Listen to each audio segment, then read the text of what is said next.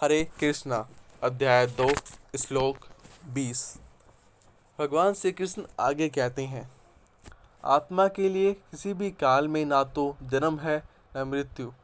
वह ना तो कभी जन्मी है, ना जन्म लेती है और ना जन्म लेगी। वह अजन्मा है, नित्य, शाश्वत तथा पुरातन है। शरीर के मारे जाने पर वह मारा नहीं जाता। भगवान श्री कृष्ण यहाँ पे स्पष्ट करते हैं, गुणतत्व दृष्टि से आत्मा का अंश परमात्मा से विभिन्न है। वह शरीर की भांति विकसित नहीं है। कभी कभी आत्मा को स्थायी तथा कटुट कहा जाता है। शरीर में 6 प्रकार के तुरुतापन होते हैं। वह माता के गर्भ से जन्म लेता है, कुछ काल तक रहता है, बढ़ता है, कुछ परिणाम उत्पन्न करता है, धीरे धीरे क्षणु होता है और अंत में समाप्त हो जाता है। किंतु आत्मा में ऐसे परिवर्तन नहीं होते। आत्मा अजन्मा है, चूँकि वह भौतिक शरीर धारण करती है, अंततः शरीर जन्म लेता है। आत्मा ना तो मरती है ना जन्म लेती है। जिसका जन्म होता है उसकी मृत्यु भी होती है, और आत्मा जन्म नहीं लेती, अंततः उसका ना तो भूत है, न वर्तमान, न भविष्य। वह नित्य, शाश्वत तथा सनातन है, अर्थात उसके जन्म लेने का कोई इतिहास नहीं। हम शरीर के प्रारंभ में आकर आत्मा में जन्म, मरण आदि का इतिहास खोजते हैं। आत्मा शरीर की तरह कभी भी वृद्ध नहीं होती। अंततः वृद्ध पुरुष भी अपने बाल्यकाल या युवावस्था जैसी अनुभूति पाता है। शरीर के परिवर्तनों का आत्मा पर कोई प्रभाव नहीं पड़ता। आत्मा वृक्ष या किसी अन्य भौतिक वस्तु की तरह क्षीण नहीं होती। आत्मा की कोई स्पष्ट नहीं होता।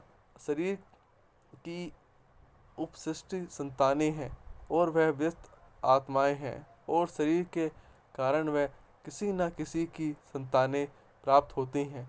शरीर की वृद्ध आत्मा की उपस्थिति के कारण होती हैं, किंतु आत्मा में ना तो कोई उपवृद्ध है और ना ही कोई परिवर्तन होता। अंततः आत्मा शरीर के 6 प्रकार में परिवर्तन से मुक्त है।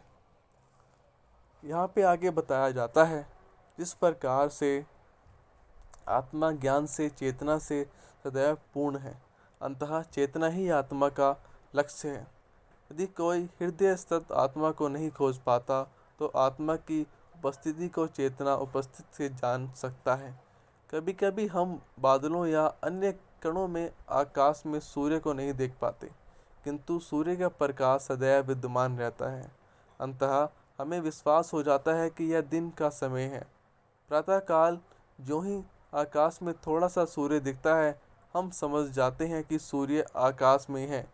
इस प्रकार चूँकि शरीर में चाहे पशु हो या पुरुष या कुछ अन्य और चीज़ हो, कुछ चेतना रहती है। अंततः हम आत्मा की उपस्थिति को जान लेते हैं, किंतु जीव की यह चेतना परमेश्वर की चेतना से विभिन्न है, क्योंकि परम चेतना तो सर्वार्थ है, भूत, वर्तमान तथा भविष्य के ज्ञान से पूर्ण है। व्यक्ति जीव की चेतना श्रेणीकरण है। जब वह अपने वास्तविक स्वरूप को भूल जाती है, तो उसे कृष्ण के उपदेशों को शिक्षा तथा प्रकाश और बोध प्राप्त होता है, किंतु कृष्ण जीव नहीं है। यदि वह ऐसे होते तो उनके द्वारा भगवद गीता के उपदेश व्यर्थ होते। आत्मा के 2 प्रकार हैं, एक अणु आत्मा, दूसरी विभु आत्मा।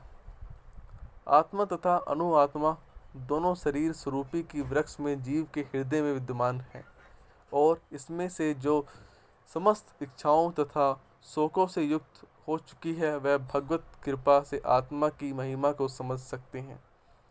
कृष्ण परमात्मा के भी उद्यम है, वह अगले अध्याय में बताया जाएगा। और अर्जुन अणु आत्मा के समान है, जो अपने वास्तविक स्वरूप को भूल गया है। अंततः उसे कृष्ण द्वारा यह प्रमाणित प्रतिनिधि गुरु द्वारा प्रिय बुद्धि किए जाने की आवश्यकता है। भगवान श्री कृष्ण अर्जुन को यहाँ पे आत्मा का गणु रहस्य समझाते हैं। भगवान श्री कृष्ण अर्जुन को एक एक पहलू के बारे में अच्छे से बता रहे हैं, ताकि अर्जुन इस शोक से बाहर निकल जाए। भगवान श्री कृष्ण यहाँ पे अपना उपदेश जारी रखते हैं। हरे कृष्णा।